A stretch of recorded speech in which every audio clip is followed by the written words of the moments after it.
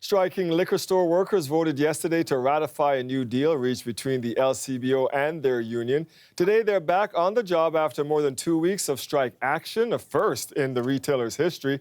Clara Pasieka is outside in LCBO at Gerrard and Carlaw for us this morning. Clara, workers are back inside, but stores are still closed to customers today.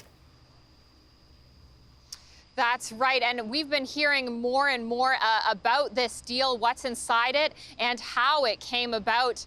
We know that OPSU workers voted to ratify this agreement yesterday, and the strike officially coming to an end just after midnight at 12:01. We know that 8,000 of the LCBO workers did participate in this ratification vote, and about 90% voted in favor. So that's, certainly a pretty significant number, considering that we know there are about 10,000 unionized LCBO workers, so that is a pretty significant number.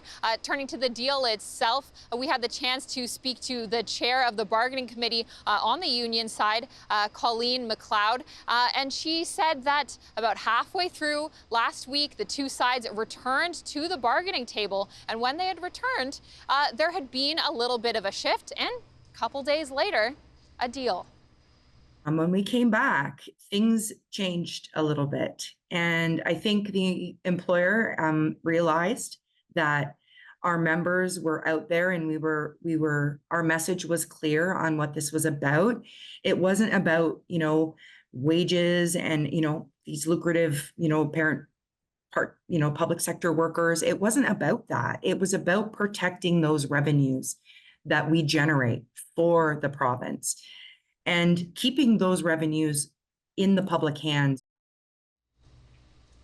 Now, protecting that revenue, certainly a really big focus for the union. Now, remember that when the LCBO, makes a sale, the revenue that the LCBO makes from these alcohol sales does go back into the provincial coffers, and it is used to support services that a lot of people care about, like healthcare. And certainly speaking to a lot of Ontarians here on Gerrard Street, many people, even those who don't drink at all, say that they're actually really happy to see that the strike has come to an end, because they really care about that revenue stream and they really care about the services that it supports. So, that point that the union has been trying to really drive home throughout this entire strike seems to really been driven home successfully for several of the Ontarians that we're speaking with.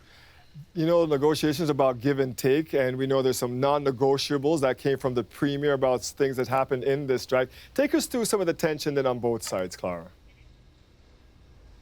Absolutely. Certainly a big point of tension throughout this negotiating process has been, a battle over cocktails in a can, those ready-to-go mixed drinks, the province expanding where those could be sold in the province outside the LCBO, actually during the strike process, and also the expansion of alcohol sales more broadly. But, you wouldn't know that there was any huge amount of tension based on just how pleased as punch the Premier was that a deal had been struck when he spoke this morning. Finally, they came to their senses. The leadership came to their senses, and we got the deal signed. People are back to work. Everyone's going to have a great summer. And again, I just want to thank the frontline LCBO workers. I want to thank the LCBO. I want to thank all the staff who was behind the scenes that were working day in and day out.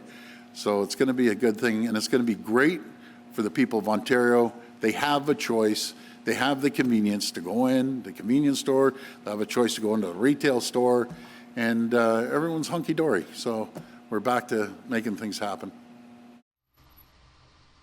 So the Premier has indicated that those ready-to-go cocktails account for about 9% of the LCBO's revenue right now, saying, they're just flying off the shelf, he's indicated.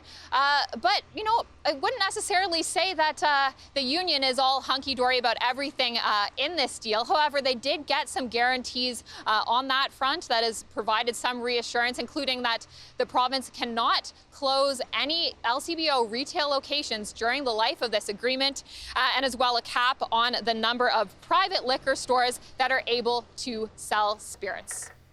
Thank you, Clara. Clara Pasieka outside the LCBO near Gerrard and Carlaw.